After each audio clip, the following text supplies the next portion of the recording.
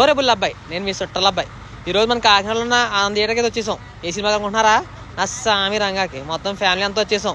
Nagarjuna cinema అంటే family cinema కదా అని చెప్పేసి అందరం వేసుకొచ్చేసాం. ఏంటి జనం అంతా తీర్థంలో ఉన్నారనుకుంటున్నారా? ఇంకా లోపల కుదరలేదు, టైం అయిపోయిందని, అందుకే వెయిటింగ్ అందరూ. సినిమా స్టార్టింగే టైటిల్తో స్టార్ట్ అవుతుంది అబ్బాయి. డైరెక్టర్ వచ్చేసి కొత్త డైరెక్టర్, ఆయన కొరియోగ్రాఫర్ అంటే ఫస్ట్. ఇప్పుడు ఈ సినిమా తీశారు.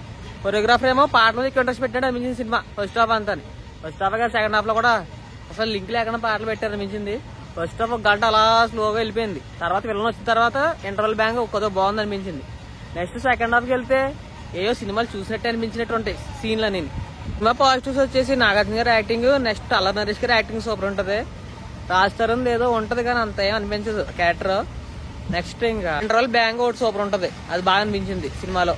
బాగా అనిపించింది అంటే ఏదైనా ఉందంటే ఇంటర్వల్ బ్యాంగ్ ఒకటే. లాస్ట్ క్లైమాక్స్ కూడా పర్లేదు, బాగా అనిపించింది. నెక్స్ట్ సినిమా స్టోరీ అయితే ఏమనిపించదు అసలు, కొత్త స్టోరీ ఏం లేదు, అది ఏదో వెళ్ళిపోతున్నట్టు ఉంటది అంతే. దీనికంటే నాకు మహేష్ బాబు గారు గుంటూరు గారు బాగా అనిపించింది సినిమా.